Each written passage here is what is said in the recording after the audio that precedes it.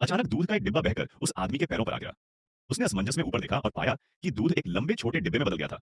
उसने पानी के बहाव की दिशा में देखा और पाया कि बत्तख ने जार को लात मारकर गिरा दिया था। लेकिन आदमी हैरान था। भले ही वह दूध का पूरा डिब्बा था, वह 50 मीटर से अधिक नहीं बह सकता था और वह अभी भी लगातार बह रहा था, मानो वह कभी बहना बंद ही नहीं होगा। मन में संदेह के साथ उसने ध्यान से जार उठाया और उसकी जांच की, लेकिन वह अभी भी यह नहीं देख सका कि जार के बारे में क्या खास था।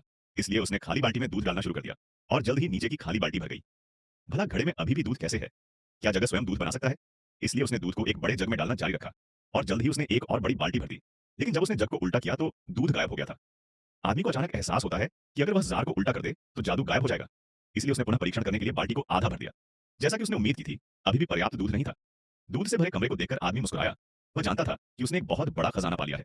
जल्द ही आदमी ने जार का इस्तेमाल किया, दूध की एक स्थिर आपूर्ति बेचने के लिए। वह एक साधारण दूध वाले से उस क्षेत्र का सबसे अमीर आदमी बन गया। लेकिन अचानक हुए इस बदले ने जल्द ही दो चोरों का ध्यान आकर्षित कर लिया, जिन्होंने अंधेरे और बारिश का फायदा उठाया। उस आदमी के घर में घुस गए और खजाने का कटोरा चुरा लिया। लेकिन दोनों चोर भागते समय पकड़े गए। पीछा करते समय एक घड़ा तेज बहती नदी में गिर गया। कई दिनों तक तैरने के बाद इसे नीचे की ओर एक बूढ़ी महिला ने उठा लिया। बुढ़िया ने सोचा कि यह एक साधारण जार है, इसलिए वह इसे सूखा भोजन भरने के लिए घर ले गई। लेकिन उसने उम्मीद नहीं की थी कि जार में सूखा भोजन बढ़ता जा रहा था। इसलिए बुढ़िया ने इसमें सिक्के डालने की कोशिश की। कुछ सेकंड के बाद सिक्के बढ़ते रहे, सिक्के अटूट थे। बुढ़िया एक ही समय में घबराई और उत्साहित थी। दूसरों को रहस्य जानने से रोकने के लिए उसने जल्दी से जमीन में 3 मीटर गहरा गड्ढा खोदा, जार को गड्ढे में छिपा दिया। फिर बुढ़िया ने पैसे ले लिए, आधे खर्च किए और बाकी आधे बैंक में जमा कर दिए। लेकिन बैंक मैनेजर ने पाया कि हालांकि पैसा था, बैंक नोट पर लिखा था, लेकिन कोड एक ही था। उन्होंने सोचा कि बुढ़िया ने स्वयं ही जाली नोट बनाया है। अतः उस बुढ़िया को जेल में डाल दिया गया। जेल में बूढ़ी महिला ने शाही पुलिस को नाराज कर दिया, क्योंकि वह नियमों को नहीं जानती थी। उसे बुरी तरह पीटा गया।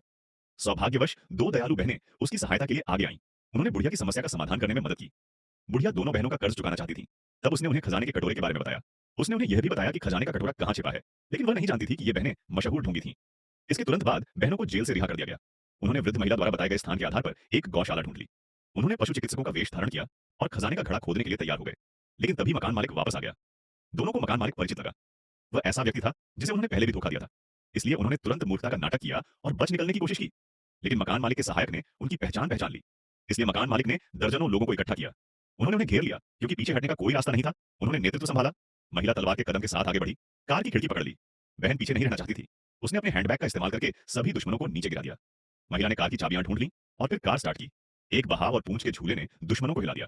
बहन ने कार में जाने का अवसर लिया और वे दोनों चले गए। हालांकि उन्हें खजाने का कटोरा नहीं मिला।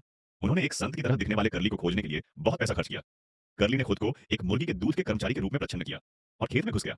जब अंधेरा था और कोई नहीं था ध्यान देते हुए, करली को गौशाला मिल गई और उसने खुदाई शुरू कर दी। लेकिन काफी देर तक खुदाई करने के बाद भी उसे खजाने का कटोरा नहीं मिला। उसे केवल एक गोल पत्थर मिला। बाहर छिपी दो महिलाएं हैरान थीं, लेकिन करली ने बड़ा पैसा पाने के लिए खुदाई जारी रखी और अचानक महिला को कुछ दिखाई देने लगा। यह कुछ ही दूरी पर